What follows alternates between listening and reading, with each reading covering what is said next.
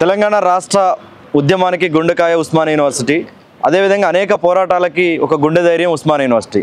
ఈరోజు తెలంగాణలో ప్రజల తరపున ప్రతిపక్ష పాత్ర పోషించిన ఘనమైన చరిత్ర కలిగినది ఉస్మానియా యూనివర్సిటీ.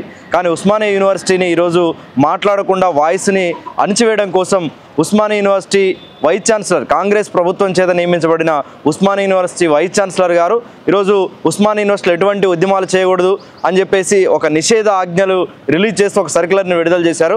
దీన్ని ఐక్య విద్యార్థి సంఘాలుగా, లెఫ్ట్, దళిత, బహుజన్, ఇండిపెండెంట్, డెమోక్రటిక్గా విద్యార్థి సంఘాలు అందరం కలిసి దీన్ని తీవ్రంగా వ్యతిరేకిస్తూ ఉన్నాం. దానిలో భాగంగా ఉస్మానియా యూనివర్సిటీలో ఐక్య కార్యాచరణ ఏర్పాటు చేసుకొని గత వారం రోజులుగా దీని మీద ఉద్యమాలు నిర్వహిస్తూ ఉన్నాం. ఈరోజు తెలంగాణ ఉద్యమం సాగిన ఉద్దేశాన్ని కావచ్చు, అనేక పోరాటాలు నిర్వహించిన ఉద్దేశం కానీ ఇప్పుడున్న రేవంత్ రెడ్డి గారికి తెలియదు కాదు.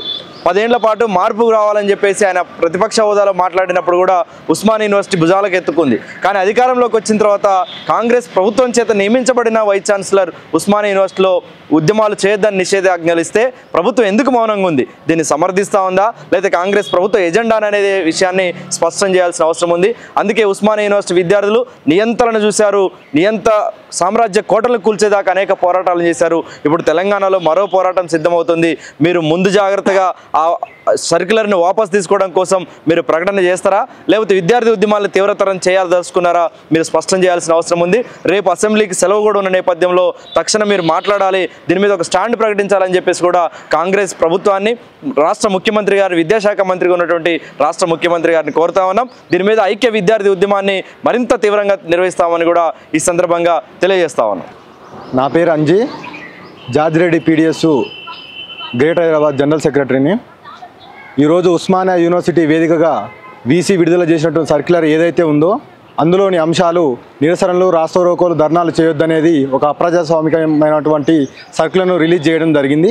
ఆ యొక్క సర్క్యులర్కు వ్యతిరేకంగా ఉస్మానియా యూనివర్సిటీ విద్యార్థులుగా, స్కాలర్గా, విద్యార్థి నాయకులుగా మేము ఒక కార్యాచరణలో భాగంగా ఈరోజు నిరసన కార్యక్రమం తెలియజేస్తుంటే అక్రమంగా పోలీసులు వచ్చి మమ్మల్ని అరెస్ట్ చేసి పోలీస్ స్టేషన్ తరలించడం జరిగింది.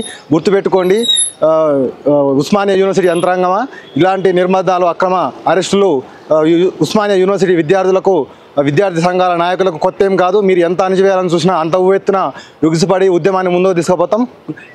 మీరు విడుదల చేసినటువంటి ఈ అప్రజాస్వామిక సర్క్యులర్ ఏదైతే ఉందో దాన్ని వెంటనే వెనక్కి తీసుకోవాలి, లేకపోతే ఐక్య సంఘాల కార్యాచరణతో ఇంకా ముందుకు వెళ్తామని డిమాండ్ చేస్తున్నాం.